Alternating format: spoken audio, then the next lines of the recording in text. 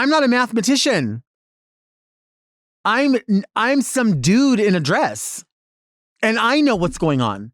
How do you not know what's going on? Go off, Delta! You know who's not getting for Christmas? Apria. Do you know what Apria is? Apria is a company that handles medical devices like crutches, CPAP machines, anything that you need to assist, a walker, a brace. I know about Apria because my mother has used Apria for several things. She had a knee replacement a couple of years ago and they sent a walker. And I learned something from dealing with them. People always say the insurance industry is a mess. And I'm sure there's a million different reasons why, but one of them is the waste. The waste. We've worked with this company so many different times, beginning with the walker. The doctor prescribes what it is that they want. This patient is going to be recovering from a knee surgery and may need the assistance of this walker. So they send the walker. And we're thinking, this is it? This is weird. This doesn't look anything like what was described. So we contact the company and the company says, oh, yeah, that's the wrong one. You can just go ahead and keep that one and we'll send another one.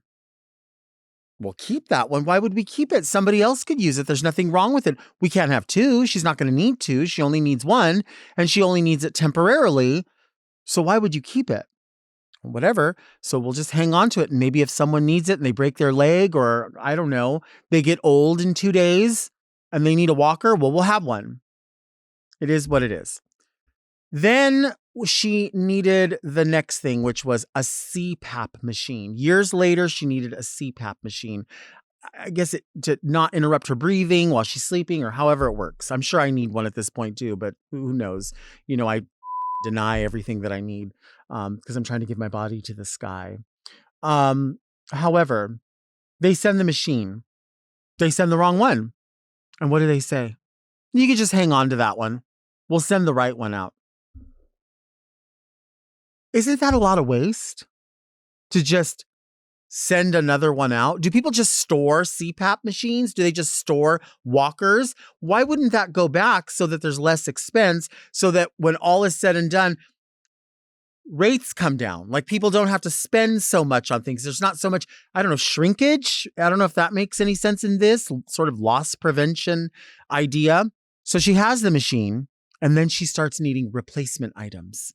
And some of those replacement items are hoses that might need to be replaced every 3 months.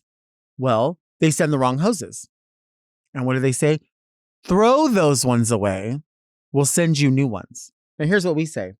We live 2 miles from where these things are coming from. Can't we just come in and get them? Sure, you can come in. Not a problem. So we go in to get them. One little person in a window. Oh, we'll get them for you. And they walk back there holding their back. Oh, God. Oh, I don't have anybody up here helping me. And they walk back and they look and they come back. Here you go. And they set it down and they close the window. Not, is this the one? Not sign for this. Just close the window. Those aren't the hoses. That's what the doctor said for you to have. No, it's not. It clearly doesn't even match. Well, that's what we have. Who's running the business? Who is running the business? There has to be there can't be just one person and then one person packing everything up. I really find that hard to believe. I find it hard to believe that this company is willing to just give everything away because somebody wasn't able to get up and go get the proper item, or whoever packaged it didn't read the label and put the proper item in there. That doesn't compute for me. But the concern gets bigger. We finally get the equipment for the CPAP machine, the proper ones. She has it, she's using it. But when we go to install it, this little thing opens and a filter is in there. And we said, well, what is that? We've never seen that before because we've never replaced these other hoses on this new machine. Well, that's a filter. That looks like it needs to be changed. If the hoses need to be changed, I'm sure filters have to be changed.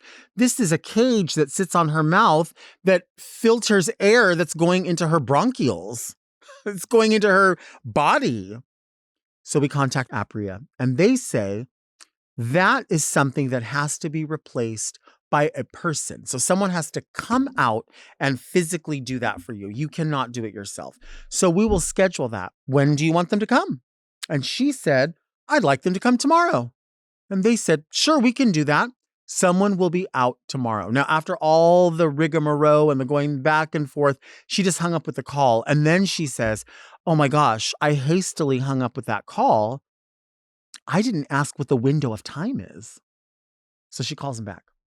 The window of time is between 12 and 2. Perfect. We've got errands to run. We can get you back home. We can be there with you. No problem. 2:30 comes and no one's there. Calls back. Well, the window of time is 2 to 4. Oh, okay. Well, we must have heard that wrong. But they're coming and we need this done and we're already here. What's to complain about? Not a big deal.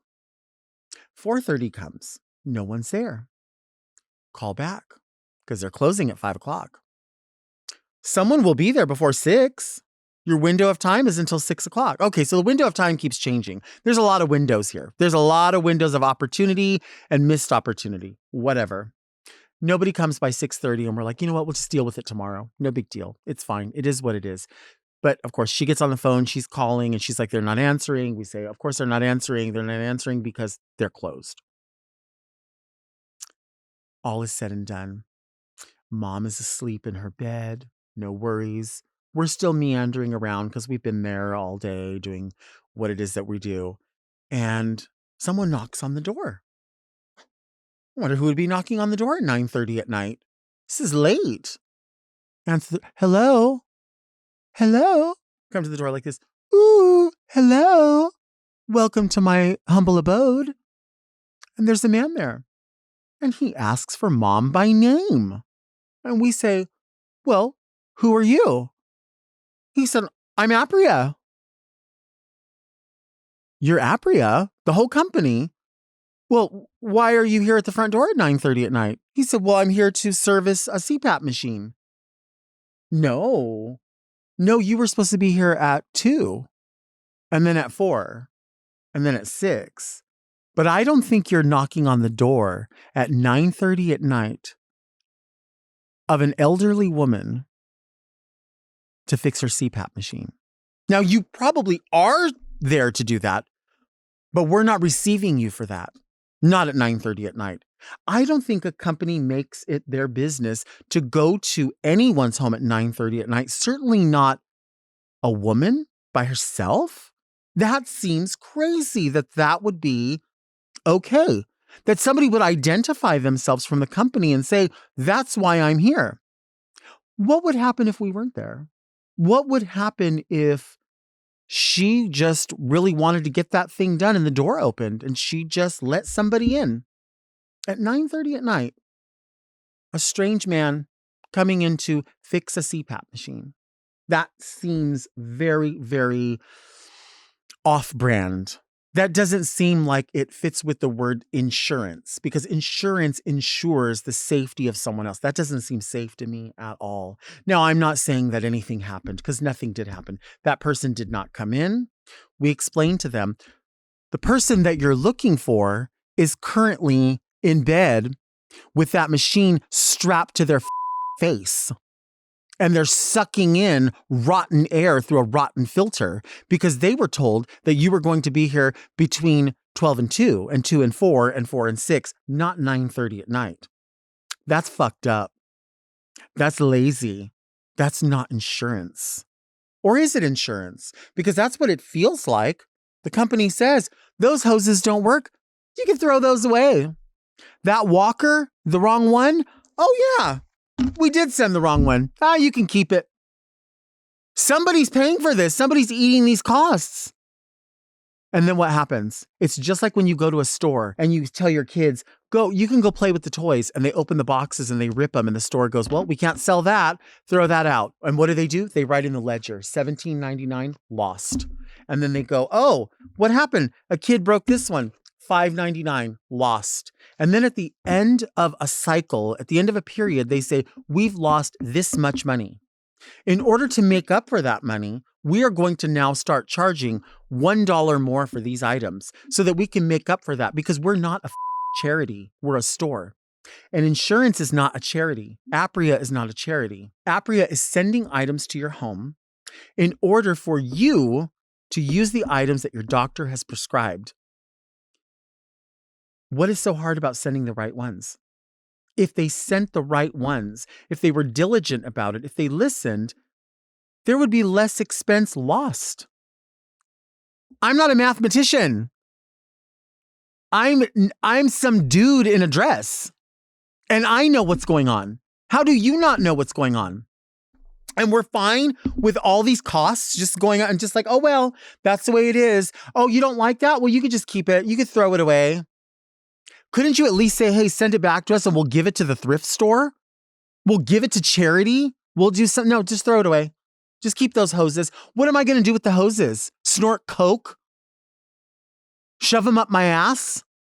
It makes no sense. Do you think I'm just going to get the walker and just walk around in it for fun?